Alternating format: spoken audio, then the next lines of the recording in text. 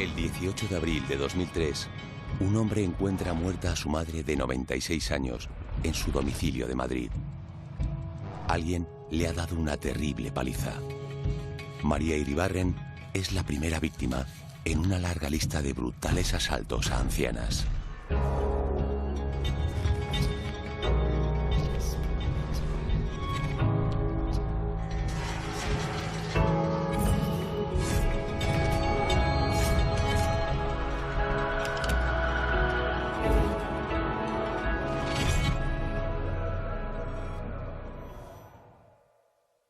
Una alerta de emergencias, de un dispositivo de emergencias aquí en Madrid, nos dijo que había una persona de 97 años muerta en la calle Ayala. Acude el grupo quinto de homicidio y se encuentran con una señora mayor, muy anciana, con unos trapos que le han introducido en la boca, que ha fallecido a parecer como consecuencia de una asfixia mecánica. La víctima encontrada es María Iribarren, una mujer de 96 años, que ha sido brutalmente asesinada. Había sufrido una fuerte paliza, es decir, la empujó, la llevó a una estancia donde no la oyera nadie y empezó a meterle cosas en la boca. Eso le produjo el ahogamiento. Pero ciertamente tenía una prótesis postiza y se le había, a consecuencia de la violencia que se había ejercido con ella, pues se había tragado la prótesis y se había asfixiado. Posteriormente tapona sus fosas nasales. Esto causa necesariamente la muerte por sofocación, al impedir en todo punto la entrada de oxígeno. El año 2003 era un año en el que se produjeron muchos homicidios, pero más de ajustes de cuentas, de violencia en la calle, pero no en una vivienda, y más del barrio de Salamanca, una de las zonas más privilegiadas de Madrid y con un poder adquisitivo altísimo. Bueno, la casa se encuentra revuelta. Al parecer la familia ya nos dicen que faltan algunos efectos de valor que tenía la moradora. En su domicilio faltan 300 euros, varios efectos de valor y muy especialmente una alianza que lleva grabada en su interior sus iniciales y una fecha. Ya en cuanto nos dijeron que había sido un robo, nos saltó la alerta de que algo estaba ocurriendo. Hay una descarga de agresividad. No se busca solo el robo de joyas o el robo de dinero, que parece que es digamos, lo que motiva esa entrada en la casa, sino que vamos más allá, ¿no? La víctima aparece con un vestido de una muñeca digamos, en lo profundo de su garganta, con sus prótesis dentales incorporadas también en la boca. O sea, un nivel de agresividad bárbaro que nos habla de una persona sin ningún tipo de control de impulso. No es necesario a una mujer de 97 años producirle esa agonía y la asfixia metiéndole objetos en la boca. Ese exceso de violencia es lo que nos llamó enseguida la atención a todos los que cubríamos sucesos. Ese día el portero habitual no estaba de vacaciones y tenía un sustituto. Este hombre declaró a la policía que recuerda que llegó una mujer y le pidió permiso para entrar. Él le autorizó porque era normal que en la casa hubiera visitas. La descripción que da el conserje en un principio es vaga. Es mujer de unos 60, con el pelo largo, con presión normal, con un bolso. Si salimos ahora mismo a la calle encontramos 50 personas, 50 mujeres que responden a ese perfil, con lo cual ni siquiera se pudo hacer un retrato robot o un perfil mucho más detallado que permitiera llegar a la supuesta autora en aquel entonces. El día del suceso, Ángel, el hijo de María, había ido a recoger a su esposa y a su hijo. Se dirigieron a la vivienda de la abuela, en este caso. Un detalle que llamó especialmente la atención de Ángel fue encontrarse una colilla justo a la entrada de la vivienda. Ninguno de ellos fumaba. Evidentemente María tampoco era una persona fumadora, por lo tanto aquello le extrañó. En el interior de la vivienda se encontraron algunas colillas que recoge la policía, y se extrajo el ADN. Ese ADN se codificó y una vez que se coteja con la base de datos existente, no había antecedentes de esa persona. Por tanto, la policía tiene un ADN codificado, pero que no le puede dar identidad. No habíamos detectado otros hechos similares por aquella época. Entonces, ¿qué pasó? Homicidio siguió su investigación y nosotros entramos a posteriori. ¿Por qué? Porque durante el mes de junio empiezan a repetirse con el mismo modus operandi robos con fuerza. En poco más de 2 semanas del mes de junio, 4 ancianas de entre 76 y 88 años sufren violentos asaltos en sus domicilios. Aquel día llamaron a la puerta, como yo tenía las manos llenas de carne, que estaba carne picada, que iba a hacer albóndigas para mi madre, pues entonces yo miré por la mirilla y vi una persona que yo no conocía. Y por no lavarme la mano ni nada, pues no abrí la puerta. Pero luego oí bastante ruido y es que se había ido a casa de Antonia. Y entonces le dijo, ay, qué cansada vengo, ¿me daría usted un vasito de agua? Y le dijo mi madre que sí, y ahí ya entró. Que la vio, yo creo que la vio sola y la vio buena persona. Entonces ella se metió para adentro para recoger el vaso de agua en la cocina, la otra se metió en la casa. Cogió eso, sí, un trapo, la tapó la boca y la dijo, esto es un atraco, no chilles, y ya se la llevó para la habitación. La ladrona, al abrir los cajones, sacó los pijamas de mi padre y con eso la ató, con las camisetas, con ropa, vamos, con el pijama, con eso la ató. Al parecer siempre utiliza prendas que tiene a su alcance para inmovilizar a su víctima. Le puso, pues sería un pañuelo o una camiseta en la boca para que no chillara. Ella tenía un monedero, le quitó el dinero, se sentó ahí un poquito y luego se bebió el vaso de agua y se fue. Mi madre se suelta, la dejó atada y consigue soltarse. Empieza a pedir ayuda, a ver si le oían, como era verano. Yo salí a los gritos solo, a los gritos que estaba ella pegando, la sentaron ahí un rato en el pasillo, la sentaron ahí porque estaba muy mal ella. Se llevó dinero, se llevó los anillos, le quitó los anillos de las manos, los pendientes, y se llevó una pulsera que le trajo mi padre de Alemania, de oro, y en la que ellas antiguamente se iban enganchando las moneditas famosas, que era lo que más valor tenía, y ya no valor económico, sino valor sentimental. Ya siempre va eligiendo pues, barrios con vivienda ya con una antigüedad. ¿Por qué? Porque se va asegurando que en esos domicilios ya lo que viven son personas mayores. Yo fui a sacar la basura del portal, como todos los días, y vi una señora que estaba llamando el ascensor, pero como otra señora cualquiera. No sospeché nada porque a este edificio viene mucha gente y ya un vecino me dijo lo que le había ocurrido a la señora Concepción. Una señora de aspecto morena y tal, que le había abierto la puerta, la tumbó en la cama y que le dijo que la iba a matar, que le diera la joya, el dinero, y que la dejó atada. Vamos hablando no solamente con las víctimas, sino con el resto de personas que viven en el portal. Vamos tomando una serie de declaraciones a todas aquellas personas que nos dicen que estaba ahí una misma persona. Una señora de entre 40 y 45 años, estatura alrededor de unos 60, gitana, decían, podría ser gitana, pero con la tez blanca, bien vestida y una complexión pues gruesa. Parecía llevar una prenda negra, el pelo era largo, el color negro, con coleta. Los investigadores encuentran prácticamente el mismo patrón de huellas en los diferentes escenarios en los que se han producido las agresiones. El problema es que la persona, la dueña de esas huellas, no está afiliada. Por lo tanto, no se puede llegar a saber nombres y apellidos de una posible sospechosa. Y estamos hablando de que todo esto se produce en una ciudad de 3 millones de habitantes. Es decir, buscar a alguien entre 3 millones de habitantes es lo más parecido a buscar una aguja en un pajar. La policía nos llegó a comentar en Petit Comité que no sabían ni por dónde iban, porque lo mismo atacaba en la zona norte, en un barrio rico, en la zona sur, en un barrio pobre, a personas con un gran poder adquisitivo, a personas menos pudientes.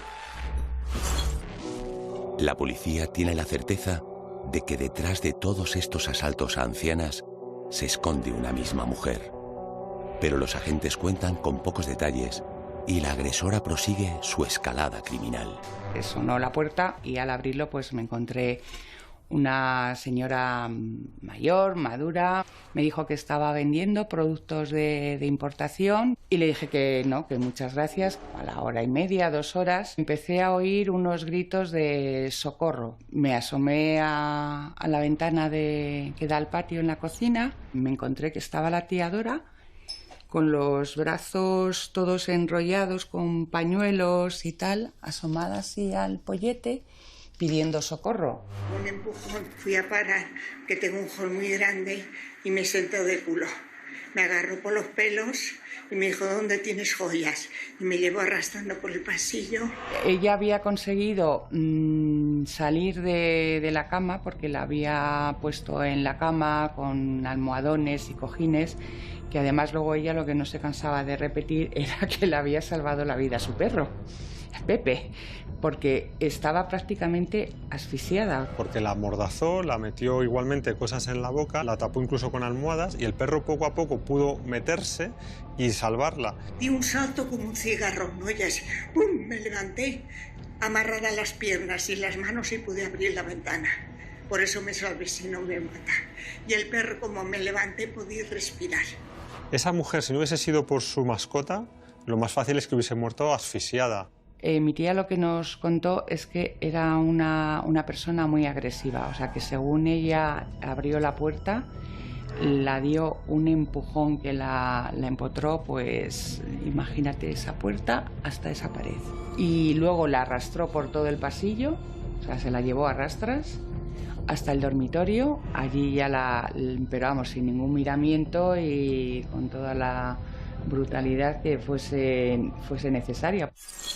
No hay lazos de unión, ni siquiera un rastro que nos permita decir que actúa cada cierto tiempo.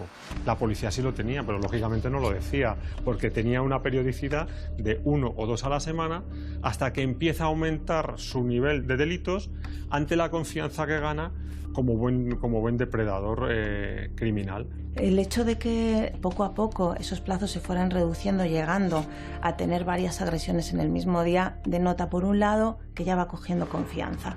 Es decir, esa primera agresión genera un impacto en ella y poco a poco ese placer, tanto de la agresión que ella obtiene como el placer de lo económico, de llegar con nuevos recursos a casa, eso genera en ella un impacto que poco a poco necesita ir repitiendo. Las agresiones son muy similares, el modus operandi prácticamente es el mismo y es entonces cuando se logra tener un perfil de la persona que está cometiendo estos sucesos. Y hay que decir que ese perfil en todos y cada uno de estos casos coincide. Es una señora, la autora de estos hechos, que de alrededor entre 40 y 45 años, complexión gruesa, una estatura 1,60, pelo largo, que alguna vez se llevaba recogido en coleta, vestimenta, casi siempre llevaba una prenda de color oscuro, un bolso de color negro que llevaba siempre lo portaba tipo bandolera y que fumaba cigarrillos de la marca Fortuna. Entonces ya sí saltan las alarmas.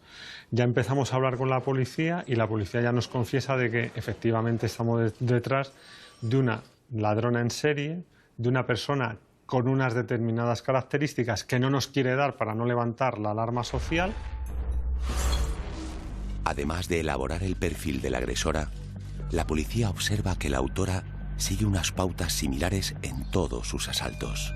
Las víctimas eran siempre personas mayores, muy frágiles, muy sensibles y sobre todo muy atacables. La investigación determina que el modus operandi siempre es el mismo.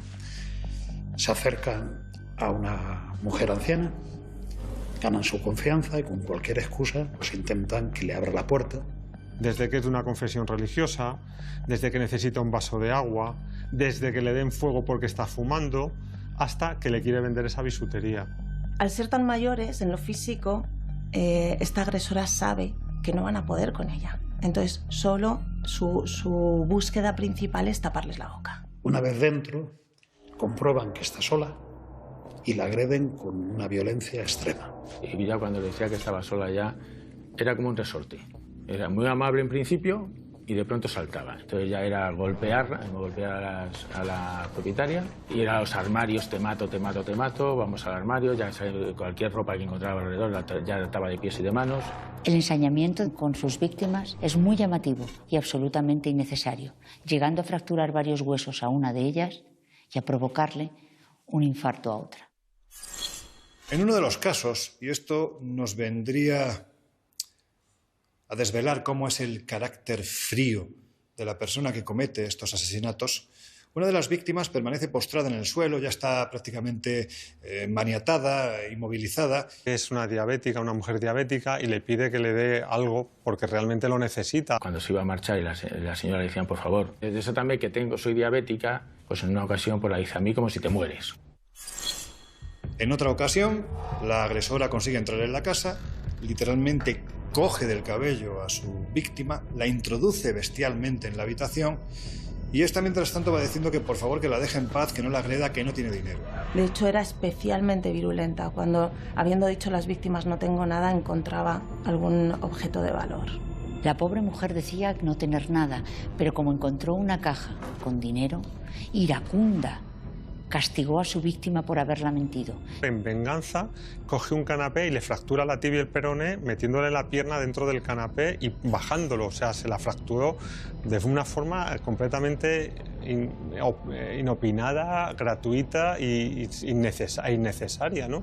Es una psicópata que se explaya en su agresión, no conecta con las víctimas, parece que solo es capaz de conectar con la satisfacción y el placer del dinero recogido y de alguna manera de ese narcisismo y de esa potencia, ¿no?, que la agresión le hace sentir, ¿no?, de ese poder.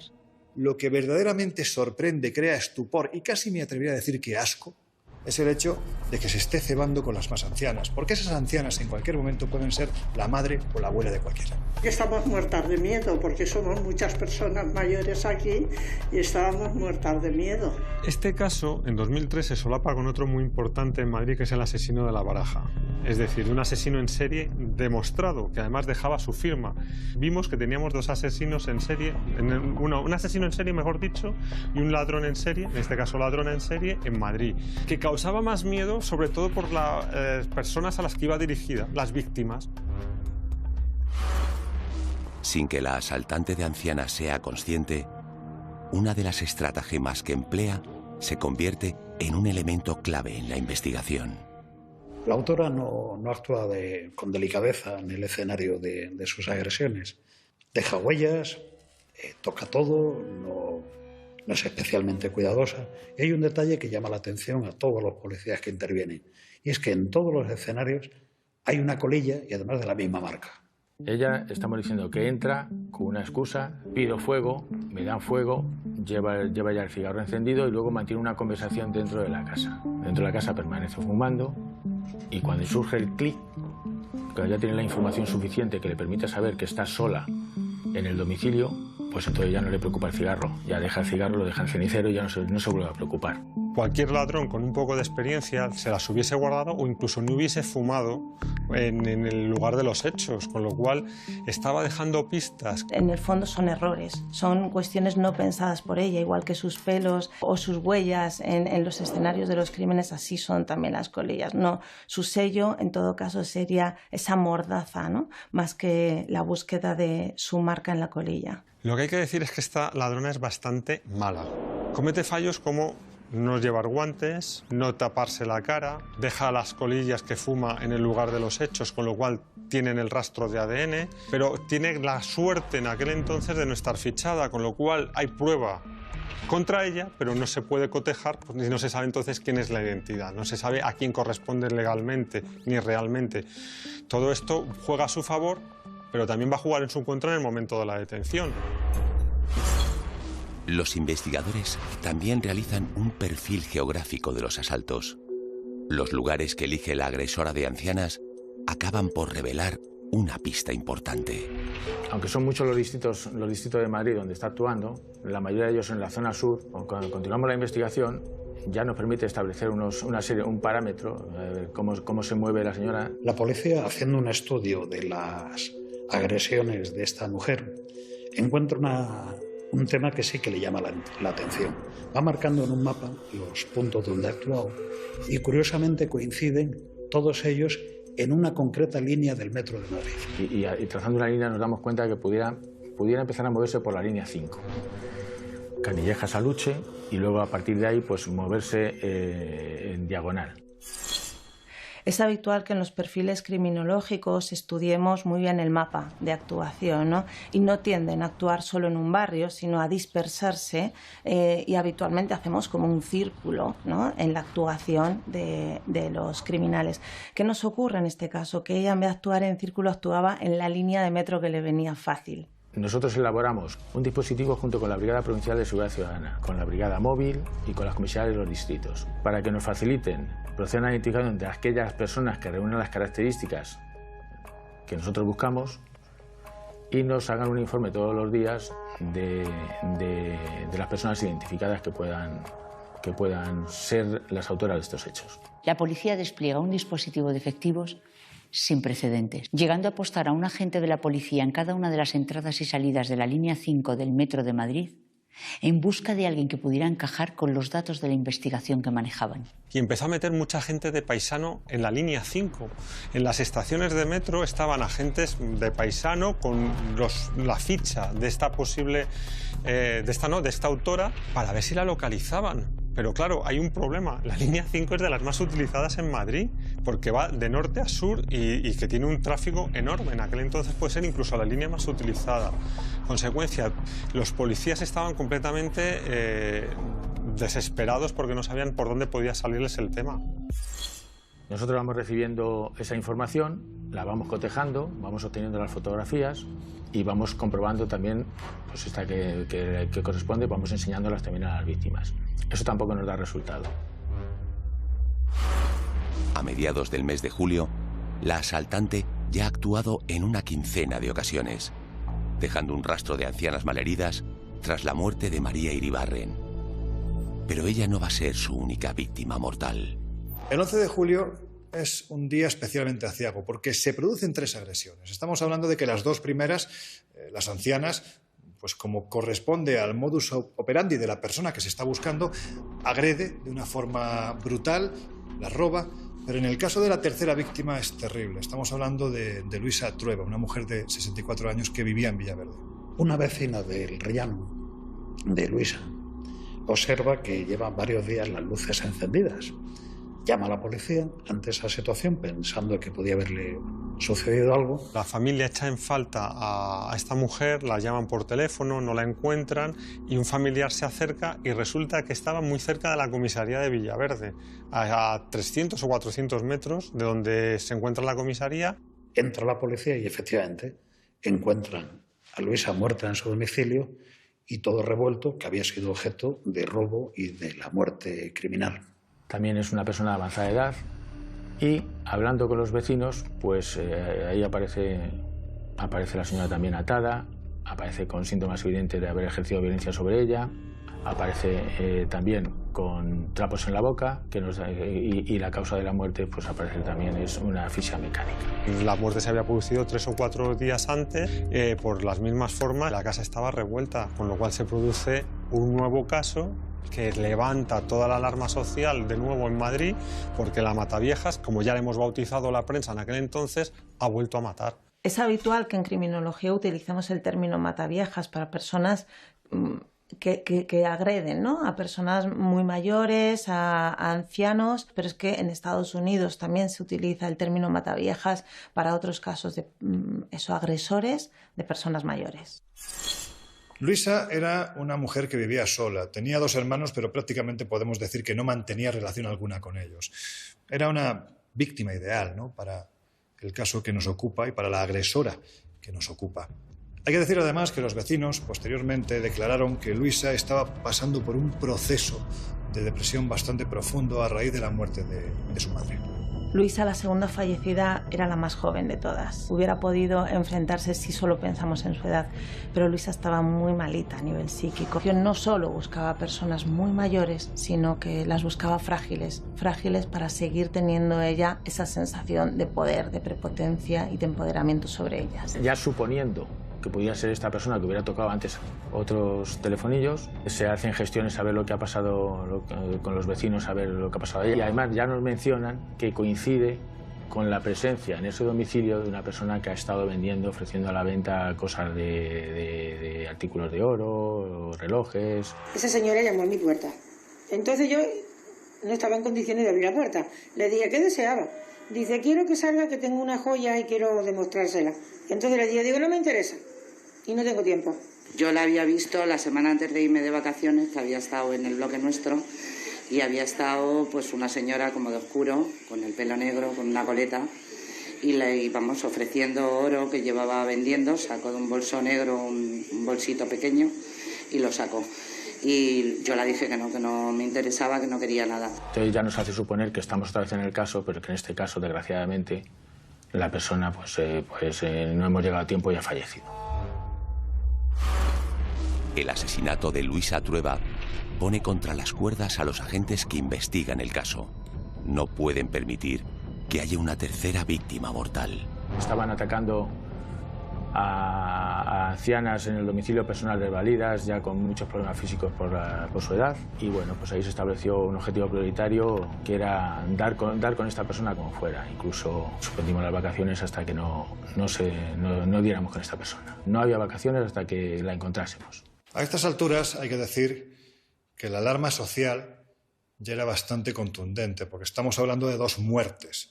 Por eso, los miembros de la policía ya no buscaban a una persona que se dedicara a asaltar viviendas de ancianas. Buscaban a una persona que, hasta ese día en concreto, ya había asesinado a 2 ancianas. Aumenta las vigilancias, pide la colaboración ciudadana, da consejos a la ciudadanía para que no haga determinadas cosas y nos pide a los medios de comunicación que los difundamos también. Que no se abriera la puerta a nadie, que se desconfiara cuando alguien llamaba al telefonillo, que no valían las fórmulas de deme un vaso de agua o necesito ir al servicio o le voy a vender cualquier cosa. No, que la gente se asegurara muy bien antes de abrir la puerta, sobre todo las mujeres. La policía pide imágenes de comercios y semáforos de alrededor de la zona donde ha aparecido. Y en este caso, si tienen suerte y encuentran imágenes de una persona que responde a la descripción física que estaban dando los vecinos. A raíz del atraco en el domicilio de mi tía, parece ser que las cámaras del banco que hay unos metros más adelante la grabó al salir. Coincidió que tomó esa dirección y por la descripción física que le hice a la policía cuando estuvo aquí en casa, vieron que había salido grabada en los vídeos del banco. Ahí extraemos unas imágenes que por las características que nos ha aportado la señora, en este caso, la señora siempre es pelo largo y unas veces va recogido en coleta. Siempre lleva un bolso tipo bandolera, de color negro, y nosotros probamos mirando a ver quién pasa con esas características a través de las imágenes de la sucursal. Y ahí obtenemos una imagen de la que creemos que podría ser la autora. Es una imagen fugaz, se ve de perfil, pero bueno, por ahí podemos iniciar una investigación. Pocos días después de la muerte de Luisa Trueba, vuelve a asaltar a una anciana. En esta ocasión lo hace en el distrito de Chamartín. Pero comete un error. Cree que su víctima está sola. El último error que llevó a su detención fue precisamente su exceso de confianza.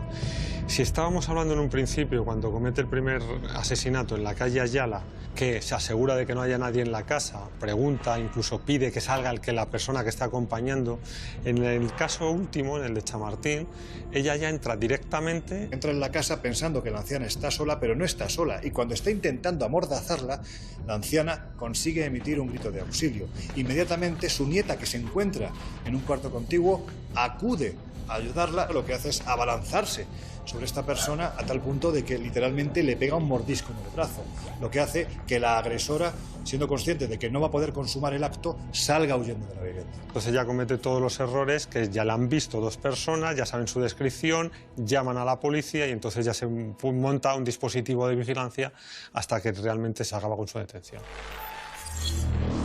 El 16 de julio, 3 meses después del crimen de María Iribarren, la colaboración ciudadana da sus frutos y la asaltante de ancianas cae infraganti. Ella sigue cometiendo delitos por aquello de que se siente confiada, de que necesita robar, de que quiere robar. Y entonces, gracias a esa colaboración que nos pidió la policía, los medios de comunicación, difundimos una imagen, sus características, cómo podía ser esta ladrona. Y aquí sucede algo significativo, y es que un vecino llama a la policía diciendo que en su edificio acaba de ver a una persona que está llamando varios timbres, ofreciendo joyas. Recibo una llamada diciendo, jefe, acaba de llamar una vecina que tiene una persona que puede ser la que ha salido en la televisión el día anterior.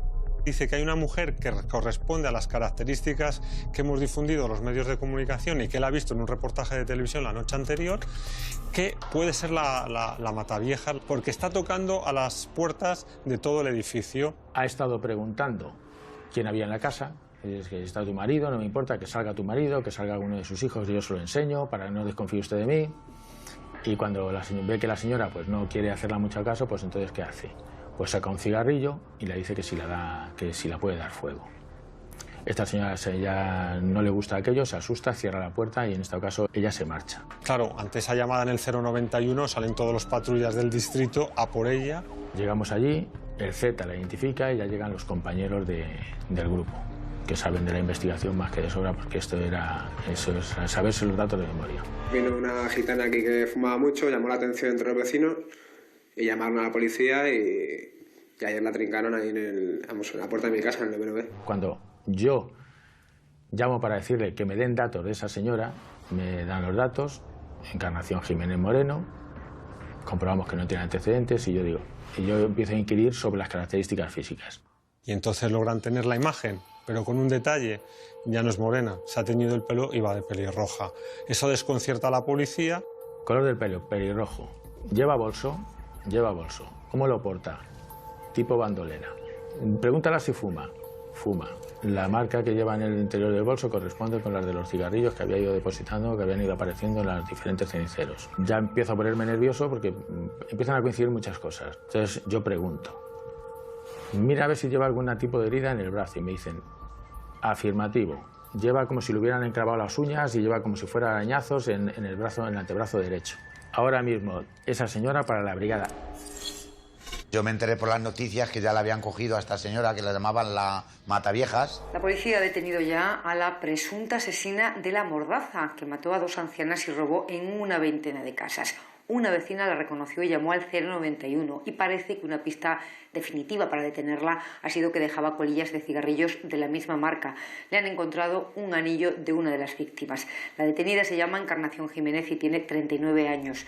Después de mucha investigación, después de mucha desesperación, se sabe que se trata de Encarnación Jiménez Moreno, que vive en el barrio de Hortaleza, que está casada con un fontanero, que lleva una vida completamente normal y que además no daba el perfil por no tener ningún antecedente policial ni penal previo a todo esto que está cometiendo. Cuando esta señora ya me la traen, llega a la brigada, hay una cosa curiosa, nosotros entonces tiramos en el grupo un plano de todo lo que es el metro de Madrid, ella mira el plano de Madrid, en el que habíamos ido grabando con chinchetas los puntos los domicilios donde ella había estado pues cometiendo en principio las fechorías, ¿no? Ella sonríe. Entonces yo la pregunto, ¿qué pasa? ¿Cómo te mueves tú por Madrid? Y dice, yo en taxi. Tras cotejar las huellas de la detenida con las que han encontrado en los domicilios de las ancianas asaltadas, los agentes confirman que Encarnación Jiménez es la mujer que están buscando. Las muestras, policialmente hablando, son inequívocas en base a la coincidencia de las huellas y el reconocimiento por parte de las víctimas a través de las fotografías. Durante el registro en su domicilio se hallaron numerosos objetos que habían sido sustraídos en los distintos asaltos, tal y como constaban en las denuncias de las víctimas. En concreto, uno relacionado con el primero de ellos. En el primero de los homicidios de doña María Iribarren aparecen las huellas inequívocas de la autora y, es más, en el registro domiciliario que ayer se practicó en el domicilio de Encarnación Jiménez Moreno, de 39 años, que es la autora, pues se encontró un anillo que pertenecía a esta víctima. Es una alianza en la que figuraban las iniciales de doña M.I. y la fecha de boda de la fallecida el día 18 de abril, de doña María Iribarren. Pues a posteriori, una vez que se hace el registro, lo que se hace ya es llamar otra vez a todas las familias de las víctimas, y los hijos, que vengan a reconocer, y a partir de ahí pues hay otra serie de efectos que efectivamente empiezan a ser reconocidos por parte de las víctimas.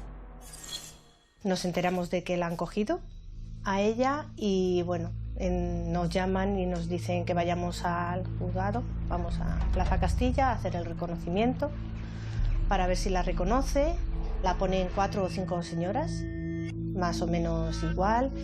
Ella dice que sí la reconoce. Y la policía me enseñó unas fotos, me enseñó 4 fotos, me parece que fueron. A ver, ¿me dices cuál es? Pues sí, pues es la tercera. Y dijeron, sí, no hay duda, es la señora que ellos buscaban.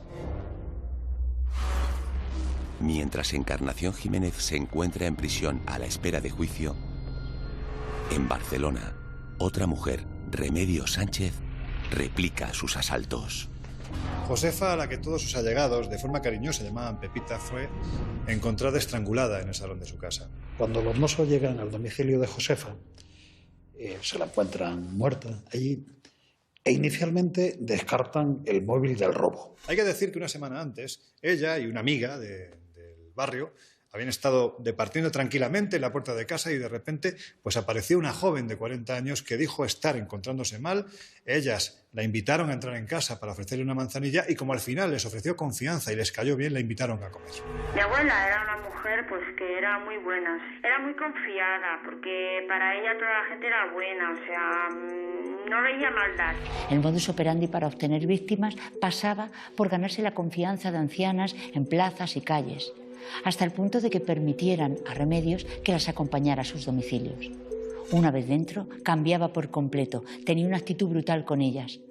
Las empujaba, las terminaba estrangulando, para finalmente robarle todos sus bienes. Pero es poco tiempo más tarde cuando los mozos se dan cuenta de que están ante un posible asesino en serie que lo hace para robar. En menos de 3 semanas atacó brutalmente a 10 ancianas, de las cuales 3 fallecieron y 7 resultaron gravemente heridas. En menos de un mes había puesto en alerta a toda la ciudad condal y a más de 200 miembros de los Mossos d'Esquadra. En ese sentido, convocan una rueda de prensa y advierten a la población, a las mujeres mayores que viven solas y demás, que no se fíen, que no abran su puerta a nadie y que no dejen entrar a desconocidos en sus casas. En los últimos días ha actuado con una frecuencia, es decir, del primer hecho del día 10 hasta el día 17, si no recuerdo mal. Pasó una semana, luego los hechos han ido 2 días, algunos un día. Probablemente es una asesina de tipo pragmático, es decir, acababa con la vida de sus víctimas para obtener un fin, en este caso de tipo lucrativo. Pero al no existir grandes periodos de calma entre cada uno de los crímenes, podríamos decir que se comporta casi como una asesina frenética. ¿Pero quién era Remedios Sánchez? Remedios había llegado procedente de Galicia, en la emigración. Procuró salir adelante con todas las ocupaciones que pudo, fundamentalmente de cocinera, y se casó con un hombre con el que tuvo una pareja de gemelos. Posteriormente se separaron debido a su adicción al juego. Es la asesina de ancianas de Barcelona en el momento de ser detenida. Se llama Remedios, tiene 48 años y trabajaba de cocinera en un bar. Los Mossos d'Esquadra la detuvieron anoche después de intensos días de búsqueda y minutos después de que Televisión Española difundiera su foto. Porque esta detención hay que decir que se produjo casi de casualidad. Los Mossos estaban por el barrio del Eixample y en un momento determinado, conociendo la ludopatía que tenía Remedios, pues decidieron entrar en un establecimiento determinado y allí la encontraron. Se llevaba días preguntando a porteros de fincas y demás. Y ayer en un momento dado se da la orden esa de entrar a las porterías, mirar, y a algunos locales, y en uno de ellos, en la confluencia esa de Provenza con Paseo de Gracia, se ve a una persona que responde a esas características, se la identifica y nos cuadra. La fiscal dijo literalmente que Remedios Sánchez, después de cometer los crímenes, se iba directamente al bingo. En Barcelona ha empezado hoy el juicio contra Remedios Sánchez, acusada de matar a 3 ancianas y agredir a otras 6 hace 2 años, allí en Barcelona. Se enfrenta a 172 años de cárcel. Remedios durante el juicio tiene una actitud bastante errática. Inicialmente niega cualquier relación con los hechos, ni que tuviera conocimiento de nada. Las diversas declaraciones la señalan directamente a usted como la persona que les agredió, o las personas que actuaron. ¿Cómo explica usted esto? Yo sería incapaz de hacer algo así. Remedios Sánchez sigue en esta línea de defensa hasta el punto de afirmar que algunas de las víctimas testigos que han quedado con vida la reconocen porque la han visto ya en televisión. Pero se lo vuelvo a preguntar. ¿A qué explica usted que las víctimas le digan directamente que usted es la persona que les agredió? Supongo que como me sacaron en la tele, pues supongo que se debe a eso. Se contó con el testimonio de 2 personas a las que agredió, que permanecieron detrás de un biombo para preservar su identidad. Es que cuando me desperté, estaba a mitad del pasillo con algo que me apretaba el cuello, y cuando pude me lo deshice un poco y entonces vi que estaba toda ensangrentada. Según iban narrando los detalles más escabrosos de las agresiones que habían sufrido, lo que mostraban eran un terror absoluto hacia la persona que en ese momento se estaba enjuiciando. Me ponen la soga al cuello, me tiran al suelo y lo pasó muy mal. Entonces yo pude, en un momento determinado, gritar: socorro, socorro, Vicente, Vicente. Finalmente, Remedios fue condenada a 144 años de prisión por haber cometido 3 asesinatos, 5 en grado de tentativa y, por supuesto, también por los robos con violencia que había llevado. En Madrid, el juicio contra Encarnación Jiménez Moreno comienza casi 4 años después de su detención. La Fiscalía pide para ella 183 años de cárcel. La estrategia que desde un principio se acredita, dada la multiplicidad de hechos por los que Encarnación era objeto de acusación, fundamentalmente se basa en justificar que Encarnación no es dueña de sus actos como consecuencia de esos padecimientos psíquicos, es decir, que aquellas enfermedades que ella presentaba la afectaban y condicionaban severamente su actuar, como creo que así fue. No era una persona que denotase sentimientos ni de estoy nerviosa o tengo miedo, como si fuese ajena al bien y al mal. Encarnación se mostró en todo momento muy fría, muy distante, no colaboró en ningún momento y siempre adujo que se trataba, que sufría un trastorno psicológico, mental, para que no la condenaran al final del tribunal. ¿Cómo estaban también sus huellas en esta casa, Encarnación? No lo sé. ¿Puede ser porque estuviera dentro alguna vez? No lo sé. ¿Sabe usted que también la reconocieron en Rueda cuando había estado usted en esta casa? No lo sé. Durante el juicio, y ahí están las grabaciones para verificarlo, el comportamiento de Encarnación fue de ausencia total. Yo estoy convencido de que durante las muchas sesiones de juicio que tuvimos, Encarnación no fue consciente de lo que estaba ocurriendo en ese juicio. Desde mi punto de vista era claramente consciente de lo que está bien y de lo que está mal. Amenazaba a las víctimas a las que no asesinó y que pudieron contar su testimonio, las amenazaba de muerte. Sabía perfectamente lo que estaba haciendo. Saber lo que hacía, sí, puesto que a mí es que ni lo intentó. O sea, simplemente se quedó en la puerta mirándome fijamente. Sabía perfectísimamente lo que hacía. Yo no estaba dentro de sus planes. Cuando Encarnación es evaluada por la clínica médico-forense, por el psiquiatra y la psicóloga forense, lo que nos encontramos es una valoración que describe un funcionamiento psicopático con muchísima ansiedad y algunos rasgos de depresión, pero con una clara capacidad volitiva, es decir, era consciente de lo que hacía y era capaz de pensar en ello, ¿no? No tenía ninguna enfermedad mental y, por tanto, ninguna patología psíquica que pudiera explicar sus actos y, menos aún, atenuar su responsabilidad. Es decir, su capacidad intelectiva, la de entender, distinguir entre el bien y el mal, estaba intacta y su capacidad volitiva, la de actuar conforme a ese entendimiento, también era plenamente consciente de sus actos. Ella nunca recordaba estos episodios, pero pudo obedecer perfectamente al abandono de un tratamiento farmacológico que pudiera tener atenuados esos brotes psicóticos y que al abandonarse el tratamiento, pues esos brotes psicóticos vuelven a aparecer. No recuerda nada, es el argumento de la mujer a la que se juzga en la audiencia provincial por el asesinato de 2 ancianas y el asalto a otras 15 en sus propios domicilios. En su declaración ha dicho que sufre trastornos mentales desde la adolescencia. Encarnación, ¿usted se acuerda cuando la detuvo la policía que la llevaron al juzgado? Y allí la pusieron con otra serie de personas, con otras 4 mujeres parecidas a usted, para que los testigos dijeran si usted o alguna de esas personas era la que había ido a sus casas. ¿Se acuerda de esto? No se acuerda. Parecen grandes puntajes de simulación. Es decir, tiende a aparentar que tiene más enfermedad de la que tiene, más ansiedad de la que tiene, más depresión de la que tiene, y además en un momento determinado dice no recuerdo nada, ¿no? Con esos altos puntajes de simulación da la sensación de que esta amnesia es claramente inventada. El mundo que ella se representa como real es tan real como el que nosotros vemos reales. Es decir, cuando alguien tiene una serie de brotes psicóticos o se encuentra con un tratamiento mal administrado o se abandona, la representación que un enfermo se hace de la realidad es tan cierta como las que no podemos hacer nosotros. Con lo cual, ¿tan ausente estaba ella? Posiblemente sí. ¿Recuerdas si le abrió la puerta a una mujer mayor?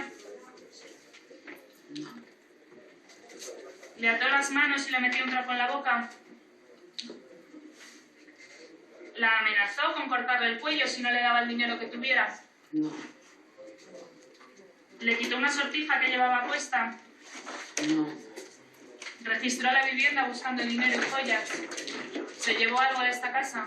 No. ¿Por qué estaban sus huellas en la casa, Encarnación? No lo sé.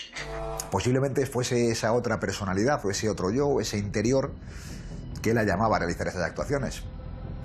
Porque yo no recuerdo a Encarnación, en la soledad de las entrevistas de la prisión, no recuerdo a Encarnación como una persona especialmente peligrosa, agresiva.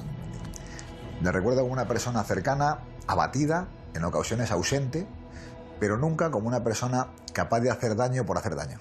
Nunca. Encarnación demuestra tener una fuerte rabia contra las ancianas. De hecho, podríamos casi clasificarla como una gerontofóbica, es decir, alguien que tiene odio hacia los ancianos. El 6 de julio de 2007, la Audiencia Provincial de Madrid dicta sentencia contra Encarnación Jiménez. Encarnación Jiménez, conocida como la Mataviejas de Madrid, ha sido condenada a 137 años de cárcel por asesinar a 2 ancianas y robar con violencia a otras 15. Lo oímos en las noticias y también lo comentamos con Dora y demás cuando salió la sentencia, que dijimos, pues mira, afortunadamente una persona que es mala, que no va a estar en la calle en una temporada larga. Encarnación no encaja la condena porque no la entiende. Cualquier pronunciamiento que apareje una pena de prisión es manifiestamente injusto por improcedente. Ella no entiende que ha cometido ningún delito porque no es consciente de, en los momentos de lucidez, ella no ha cometido ningún delito. Con lo cual, en esos momentos de lucidez ella no entiende cómo puede recibir una condena. Las víctimas de delito violento, en la mayor parte de las ocasiones, sufren lo que se llama el trastorno de estrés postraumático. Mi patrocinada concretamente tiene 85 años largos. Ahora mismo padece un Alzheimer como consecuencia de todo esto. La pobre mujer pues no levanta cabeza ahora. Sufren de evitación. En estas señoras mayores seguramente evitarían salir a la calle, abrir la puerta. Antonia era muy activa. Ella iba al mercado, hacían la compra. Después del robo, ella estaba muy asustada. Tampoco se atrevía a hablar a nadie. Tuvo una larga temporada bastante fastidiada. Eso sí que lo sé. Muy fastidiada ella. No se atrevía ni a salir a la pobre. Y además la reexperimentación. Y es tener la sensación de que el pasado se hace presente. Es decir, en su cabeza se repite de forma permanente la agresión sufrida y sienten que puede volver a suceder en cualquier momento. Porque además recuerda continuamente los hechos y la mujer pues se pone muy nerviosa y muy mal. Concepción, cuando después de esto ella vivía sola, pues tuvo que necesitar una persona para que estuviera con ella acompañándola porque le daba mucho miedo. Yo estoy convencido de que si Encarnación se ha representado como probables, no ya como ciertos, sino como probables los hechos por los que ha sido condenada, estoy convencido de que estará más que arrepentida. Porque yo insisto, Encarnación tiene hijos también. Encarnación también tiene familiares y era la responsable de su familia. Yo estoy convencido de que Encarnación no es una mala persona. Encarnación no es un ser que tenga como finalidad hacer daño a las personas a las que realmente se lo hizo.